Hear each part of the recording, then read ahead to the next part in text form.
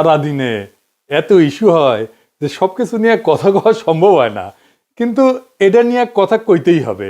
আজকের যে বিষয়টা আর কি, সেটা হইতেছে জুলাই যোদ্ধাদের আইনি সুরক্ষা দিতে অধ্যাদেশ হইতেছে। একদিন পরে ঘুম ভাঙিছে সবার। আসিফ নজরুল একদিন পরে অধ্যাদেশ বানাইতেছে। কামটা তো খুব ভালো হচ্ছে তাই না, ভালো করিচ্ছে তাই না, খুবই ভালো কাজ করছে। আসিফ নজরুল তো ভালো ছেলে, সন্ধ্যাবেলা হাত মুখ দিয়ে পড়তে বসে। হ্যাঁ, আসিফ নজরুল বাংলাদেশের মানুষদের দূর পাইছে, দূর পটাইতেছে, তাই আঙ্কারে হাতে লেমন চুস ধরাই দিচ্ছে। আসিফ নজরুল আর প্রফেসর ইউনূসের সরকার আঙ্কারে কিভাবে ধাপ্পা দিচ্ছে সেটা না বুঝে দেখি। আসেন আগে আসলে বুঝে দেখি অধ্যাদেশ আসলে কি। অধ্যাদেশ হইল সংসদ ছাড়া, জানে যখন সংসদ নাই তখন সরকার আর রাষ্ট্রপতির মাধ্যমে জারি করা একটা অস্থায়ী আইন। তার মানে এটা আইন কিন্তু সংসদে পাস হয়নি, এবং এইটা এখন জারি করা হইতেছে জরুরি পরিস্থিতির জন্য, যেহেতু সংসদ নাই। আর একটু ভেঙে বলি, ধরেন সাধারণ আইন কিভাবে হয়। স্বাভাবিক নিয়মে একটা প্রস্তাব আসে, সংসদে আলোচনা হয়, ভোট হয়, পাস হয়, রাষ্ট্রপতি সাইন করে সম্মতি দেয়, আইন হয়ে গেল। এইটারে বলা হয় সংসদীয় আইন। কিন্তু তাইলে অধ্যাদেশ আসে কখন? যখন সংসদ বসেনি বা সংসদ ভেঙে গেছে, এখন অধিবেশন চলতেছে না, কিন্তু সরকারের দরকার আছে, এখনই আইন দরকার আছে, অপেক্ষা করা যাবে না। তখন মন্ত্রিসভার পরামর্শে রাষ্ট্রপতি অধ্যাদেশ জারি করে থাকে। তো অধ্যাদেশের আসলে বৈশিষ্ট্যগুলো কি? এক নম্বর হইতেছে এটা আইনের মতো কার্যকর কিন্তু স্থায়ী না। সংসদ বসলে সংসদে অধ্যাদেশকে আনতে হয়, তারপরে অনুমোদন নিতে হয়। অনুমোদন না পেলে অধ্যাদেশ বাতিল। মানে সংসদ কার্যকর না থাকলে, সংসদ না থাকলে রাষ্ট্র যেন অচল না হয়, সেজন্য অধ্যাদেশ, এই বিষয়টা জারি আছে। এখন ধরেন পরের সংসদ এটা পাশ করলো না অধ্যাদেশ আসিফ নজরুলের, তাহলে কি হবে? আসিফ নজরুলের কাছে উত্তর আছে? নাই। অধ্যাদেশ সংসদে পাশ হয়ে আইন হইলেও সংসদ চাইলে তো পরের দিনই নতুন আইন করে সেটা বাতিল করে দিতে পারে। এমনকি এই অধ্যাদেশ যেটা আসিফ নজরুল করতে যাচ্ছে সেটা আদালত এখনই বাতিল করে দিতে পারে। তার মানে এটার মূল্য শূন্য, জিরো। তাইলে আসিফ নজরুল কেন এ সাল করতেছে সেটার উত্তর আমরা পরে পাবো। আসেন আগে বুঝে নেই যে আদৌ জুলাইয়ের জন্য দায় মুক্তি দেওয়া সম্ভব কিনা।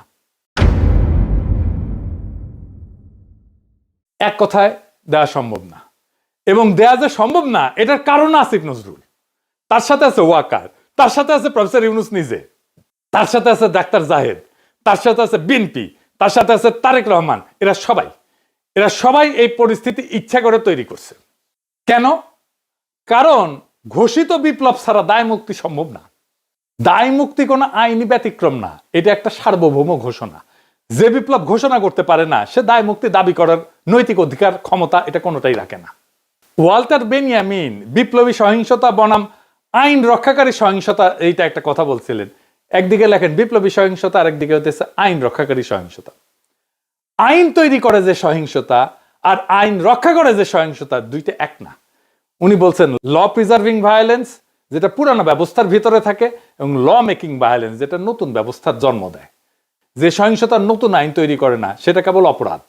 1971-এর স্বাধীনতা যুদ্ধ ছিল নতুন আইন তৈরি করার লড়াই। 1971-এর স্বাধীনতা যুদ্ধে আমরা যেটা করছি সেটা ল মেকিং ভায়োলেন্স, সেজন্য ওটা অপরাধ না। পুরানো বন্দোবস্ত রেখা সংগঠিত রাজনৈতিক সহিংসতা বৈধ হইতে পারে না, কারণ তা আইন ভাঙে কিন্তু নতুন আইন সৃষ্টি করে না। স্মিথ বলছেন সার্বভৌম সেই যে ব্যতিক্রম ঘোষণা করতে পারে। ওনার একটা বিখ্যাত সূত্র ছিল, উনি বলছেন, ইংরেজিতে কইছেন, বাংলা হইতেছে সার্বভৌম সেই যে ব্যতিক্রম ঘোষণা করতে পারে। বিপ্লব মানে নিয়ম স্থগিত করা, পুরনো বৈধতা বাতিল করা, নতুন বৈধতা ঘোষণা করা। যে বিপ্লব পুরনো সংবিধান, পুরনো আদালত, পুরনো নৈতিক মানদণ্ড চালু রাখে, সে আদতে সার্বভৌম না। সার্বভৌম না হইলে দায় মুক্তি দেওয়ার ক্ষমতা থাকে না, বরং নিজেই ভবিষ্যৎ বিচারের অধীন হয়ে পড়ে। হান্না আরেন্ট বলছিলেন যে সহিংসতা একটা নতুন রাজনৈতিক সূচনা করতে পারে না, উনি বলছেন ফাউন্ডিং মোমেন্ট, এটা তৈরি করতে পারে না, সে সহিংসতা নিজেই নিজের বিরুদ্ধে সাক্ষ্য দেয়। সেই কারণে নতুন রাষ্ট্র গঠন করা ছাড়া সহিংসতা বিপ্লব না, এটা অপরাধ। তিনজনের কথা বললাম। বেনিয়ামিন বলছেন নতুন আইন না বানাইলে সহিংসতা অপরাধ। স্মিথ বলছে ব্যতিক্রম ঘোষণা না করলে সার্বভৌম নাশে। আর হান্না আরেন্ট বলছেন নতুন শুরু ছাড়া সহিংসতা ক্ষমতা না। শুধুমাত্র ঘোষিত চূড়ান্ত এবং নতুন শুরুর বিপ্লবী দায়মুক্তি তৈরি করে। পুরানো বন্দোবস্ত রেখা চালানো সহিংসতা আইনগতভাবে না, তাত্ত্বিকভাবেও অবৈধ। আমরা জুলাই বিপ্লবের পরে নতুন আইন বানাইছি, নতুন সংবিধান বানাইছি, বানাই নাই। ডাক্তার জাহেদ তো জান লড়াই দিল জুলাইকে অভ্যুত্থান বলে প্রতিষ্ঠা করার জন্য। বিপ্লব না, ছোটখাটো মানুষ পুতু পুতু করে কথা কয়, আর আমরা হইতেছি উগ্র। কিন্তু এদের ডাক্তার জাহেদের হইতেছে চিকনা বুদ্ধি, সামে এমন মাইর দেবে টেরি পাইবেন না, একদম খাইয়া ফেলবে আর কি। জাহেদ খান জুলাইকে অভ্যুত্থান বলে প্রতিষ্ঠা করার জন্য দেওয়ানা ছিল। অভ্যুত্থান যেটা, সেটা ক্ষমতা দখল করে, কিন্তু নতুন আইন, নতুন বৈধতা, নতুন সার্বভৌমত্ব তৈরি করে না। পুরনো সংবিধান, পুরনো আদালত, পুরনো রাষ্ট্রীয় কাঠামো চালু রাখে। তাই সহিংসতা যেটা, সেটা আইন ভাঙা হয়, আইনের নির্মাতা না। আমরা যেটা জুলাই করছি সেটা আমরা আইন ভাঙছি আইন নির্মাণ করার জন্য। কিন্তু আমাদের নতুন আইন নির্মাণ করতে দেয়নি এই জাহেদারা, এই আসিফ নজরুলেরা, এই প্রফেসর ইউনূসেরা। সেই কারণে এইটা ল ব্রেকিং ভায়োলেন্স হয়ে গেছে, ল মেকিং ভায়োলেন্স হয়নি। অভ্যুত্থানের সময় যে সহিংসতা হয় সেটা পরে অপরাধ হিসাবে বিচারযোগ্য থাকে। সেই কারণে ডাক্তার জাহেদরা 24-এর বর্ষা বিপ্লবকে বিপ্লব না বলে অভ্যুত্থান বলে প্রতিষ্ঠা করার জন্য দেওয়ানা হয়েছিল, যেন জুলাই বিপ্লবীদের পরে জবাই করা যায়। তার মানে এই জাহিদারা তাই চাইছে যা আওয়ামী লীগ চাইছে। আওয়ামী লীগ আর হাসিনা যে পুলিশ হত্যা আর সহিংসতার কথা বলে, জুলাই যোদ্ধাদের ফাঁসি দিতে চায়, তার তাত্ত্বিক ভিত্তি তৈরি করে দিচ্ছে এই জাহেদ, এই সামে সিকনে, এই সিকনা বুদ্ধির লোকটা। আপনাদের জিজ্ঞেস করা উচিত, তাকে ধরা উচিত। এই কাম কেন করছিলেন? মাদিরে যে পুলিশ ধরে, সে বৈধতা দিচ্ছে জাহেদ। দায় মুক্তি বাংলাদেশের ইতিহাসে একবারই হয়েছে, সেটা 1971-এর পরে। কারণ ওইখানে আমরা নতুন শুরু করতে পারছিলাম, ওইখানে লড়াইয়ের বিজয়ী ছিল আমাদের বৈধতা। এইখানে আমরা বিজয়ী হয়েছি, কিন্তু আমরা আমাদের বৈধতা তৈরি করতে পারিনি, নতুন শুরু করতে পারি নাই। সেই কারণে দায় মুক্তি দেওয়া সম্ভব হবে না, যতই বলুক আসিফ নজরুল। তাইলে আসেন, আসিফ নজরুল কেন এই অধ্যাদেশ করতে এত ব্যস্ত? কারণ হইতেছে আসিফ নজরুল নিজে দায় মুক্তি চাইতেছে। সে জানে সে কি আকাম করিছে। কি আকাম করছে জানেন? দেশ যখন একটা বিপ্লবী সন্ধিক্ষণে, যখন আমরা নতুন রাষ্ট্র তৈরি করব, হাসিনা পলাইছে, সেই সময় সে ওয়াকার আর বিএনপির সাথে মিলে পুরো বিপ্লবটাকে লাইনচ্যুত করছে। বিপ্লব ওই রাতেই শেষ। তারপরে ধৈরা ধৈরা বিপ্লবের সাথে সম্পর্কহীন বুড়াগুলাকে উপদেষ্টা বানাইছে, সংবিধান সমুন্নত রাখছে, ওয়াকারকে রাখছে, চুপ্পু করে রাখছে। আমরা সেকেন্ড রিপাবলিক করব বলছিলাম, নতুন রাষ্ট্র করব না, উই বেশি বোঝে, উই একাই বিপ্লবের স্টেক হোল্ডার। আমি ওরা জিজ্ঞাসছিলাম যে আপনার যে নাচতে নাচতে ওয়াকারের গাড়ি চড়ে ক্যান্টনমেন্টে গেলেন, কোন ক্যাপাসিটিতে গেছিলেন? কয় পলিটিক্যাল পার্টির বাইরে যে সিভিল সোসাইটির অংশ আছে সেই হিসেবে গেছি। আমি কইলাম ভেরি গুড। তাইলে এখন বলেন, ওই যে কয়েকদিন ঘুটু করলেন, সিভিল সোসাইটির কার সাথে কথা বলে ঘুট্টুটা করেছেন? কার সাথে পরামর্শ করছেন? আপনি একা হারকিউলিস হয়ে গেছেন কেন? আপনি কারোর সাথে কথা বলেন না কেন? কার সাথে আলাপ করছেন? কারোর সাথে আলাপ করে নাই। আপনার হাত জগন্নাথ, নিজে যা ভালো বুঝিছে তাই করিছে। একটা সাক্ষাৎকারে দেখলাম আজিম নজরুল কইতেছে তার বাসায় বসে ছাত্ররা উপদেষ্টা বানাইতেছে, সে মাঝে মাঝে পরামর্শ দিতেছে, কইতেছে এখন কেমন লাগে?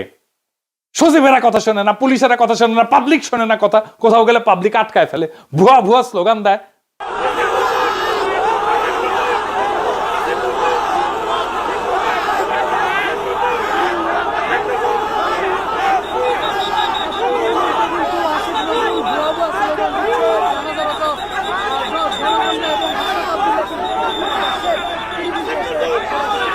খুব মজা না? হ্যাঁ, এখন তো এগুলো শুনিচ্ছেন, এরপরে পাবলিক থাপড়াবে ধরে রাস্তায়, রাস্তার থাপড়াবে। ওই সময়টাতে ঠিক হয়েছে সংবিধান সমুন্নত রাখতে হবে। ওই যখন ঘুটু করে ইচ্ছে সংবিধান সমুন্নত রাখলে 2024-এর লড়াই, বিপ্লব, বিপ্লবী সহিংসতা সব অবৈধ হয়ে যায়। বৈধ হয় হাসিনার খুন করা, ছাত্রলীগের গুন্ডামি, পুলিশের গুলি, সব বৈধ হয়ে যায়। কারণ সরকারের বিরুদ্ধে বিদ্রোহ তারা নিয়ন্ত্রণ করতেছে। এই কাজ করছে আসিফ নজরুল, এই কাজ করছে জাহেদ, এই কাজ করছে বিএনপি, এই কাজ করছে তারেক রহমান, এই কাজ করছে প্রফেসর ইউনূস। নিজে আইনের লোক হইয়া আসিফ নজরুল ওই 3 দিনে ছাত্রদের সাথে বৈশা উপদেষ্টা পরিষদ বানাইতেছে, আর ওই প্রসেসের মধ্যে দিয়া ওই ছাত্রদেরই মৃত্যু পরোয়ানা লিখতেছে আসিফ নজরুল। এখন অধ্যাদেশ বানায় লেবেন চুজ ধরায় দিতেছে। এই অধ্যাদেশ বালটা করবে। 1975-এ যারা সোহরাওয়ার্দীর বডিগার্ডের ফুটা করেছিল, তাদের জন্য সংবিধানে ইনডেমনিটি দেওয়া হয়েছিল, কাম হয় নাই। 1975-এর ওই বিপ্লবী ঘটনার পরে যেই দল বিএনপি ক্ষমতায় আসছে তারাই কর্নেল ফারুক, বজলুল হুদাকে, শাহরিয়ারকে তুলে দিচ্ছে আওয়ামী লীগের হাতে যেন ফাঁসি দিতে পারে আওয়ামী লীগ তাদের জেলে ভরে, রায় হয় নিম্ন আদালতে, আপিল চলতেছিল। খালেদা জিয়ার আমলে খালেদা জিয়ার সরকার এদের সবাইকে ছেড়ে দিতে পারতো, আইনসঙ্গত ভাবে ছেড়ে দিতে পারতো আপিল নিষ্পত্তি করে। কিভাবে জানেন? আসেন একটু বুঝে দেখি।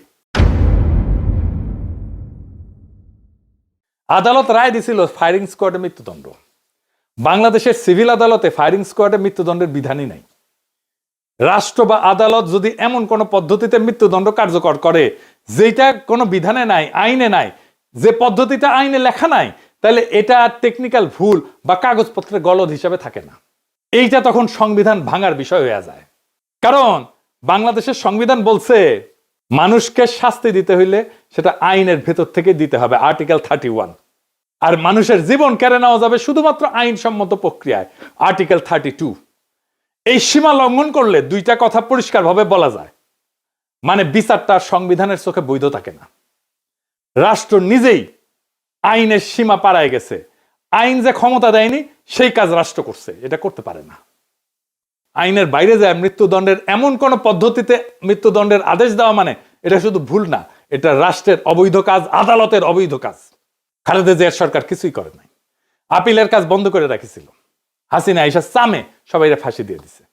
এই হাসিনা পলানোর পরেও প্ল্যান ছিল এইটাই যে বিএনপি আর ওয়াকার সামে তুলে দিবে জুলাই বিপ্লবীদের আওয়ামী লীগের হাতে। বিএনপির প্ল্যান এখন প্রকাশ্য, তারা আওয়ামী লীগকে ফিরায় আনতে চায়। আমি বেনে বেনে করছি না, আমি প্রমাণ দিতেছি। দেখেন হিন্দু সম্প্রদায়কে দিয়ে কি বলানো হইতেছে।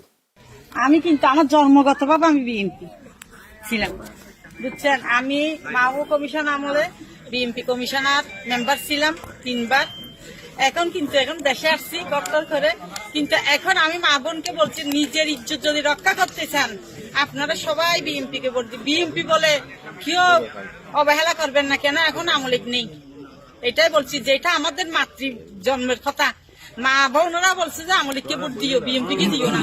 কিন্তু এখন বর্তমান আমরা আছি এখন বিএনপির হাতে, আমাদের আওয়ামী লীগ নাই। তোমরা সবাই নিজের ইজ্জত যদি বাঁচাতে চাও, নিজের একটা মেয়ে যদি বড় হয় মা বাবার বয় থাকে, কিন্তু এখন বয় নেই। আর এখানে সবাই, এখানে আমাদের মা বাবা এরা সবাই, এদেরকে চিনেন। যদি দূরের মানুষ হতো তাহলে বয় ছিল, এরা দূরের মানুষ নেই, এখানে আমাদের দেশের মানুষ। কোনো যদি ক্ষতি হয়, কিছু হয়, আপনাদের ওদেরকে ডাকতে পারবেন। আমরা এখানের মানুষ সবাই, এখানে সবাই একজোট হয়ে 12 তারিখ ভোট দিবেন।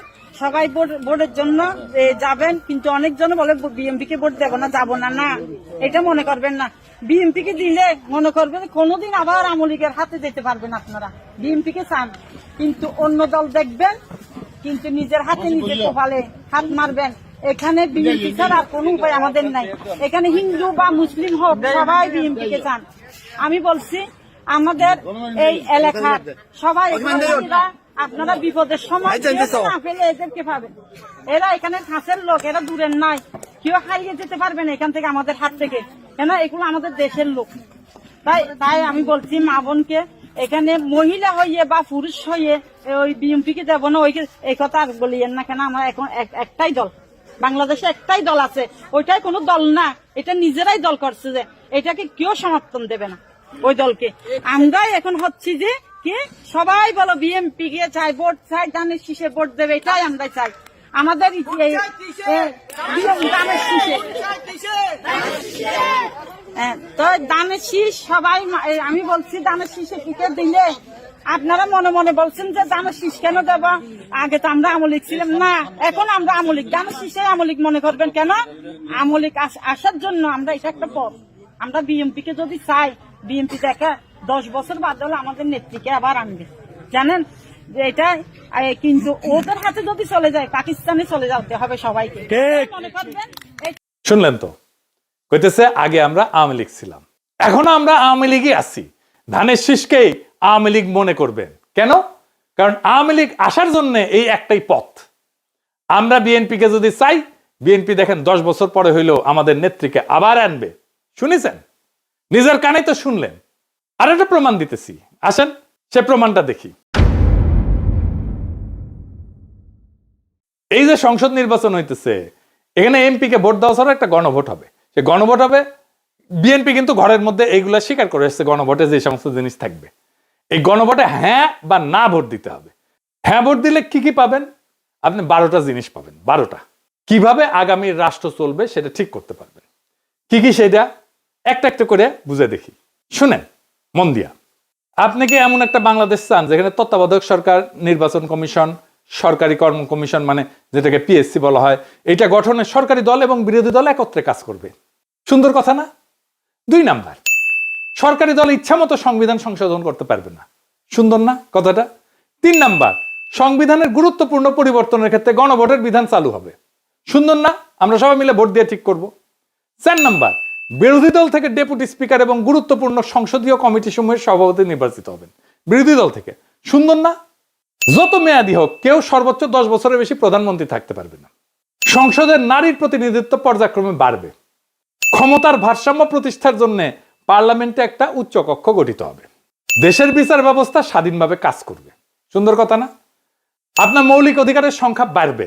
কি রকম একটা মৌলিক অধিকার হইতেছে ইন্টারনেট সেবা কখনো বন্ধ করা যাবে না, এটাকে মৌলিক অধিকার হিসেবে ঘোষণা দিবে। তার হাসিনা এটা বন্ধ করে দিছিল।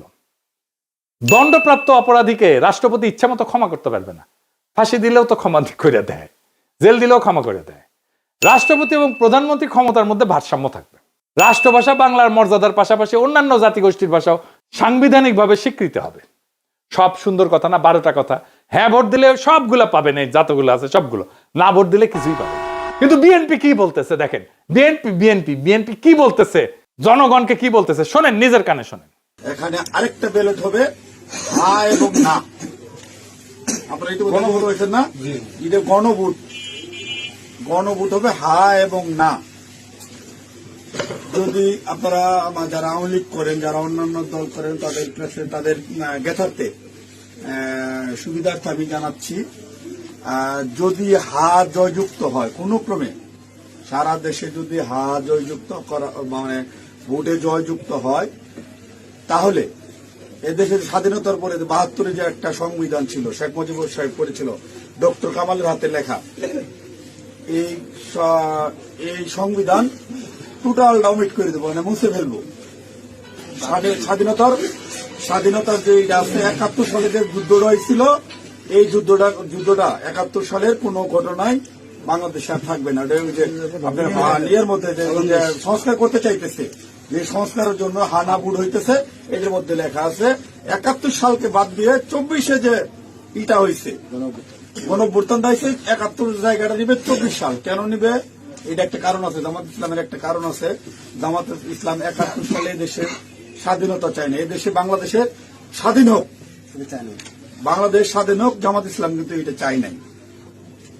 যারা আওয়ামী লীগ করেন তারা একটু খেয়াল করে শোনেন। যদি হা জয়যুক্ত হয় তাহলে আওয়ামী লীগ কিন্তু এখন মানে কি জানি প্রজ্ঞাপনের মাধ্যমে আপনার স্থগিত হয়েছে, আওয়ামী লীগ নির্বাচনে অংশগ্রহণ করতে পারবে না।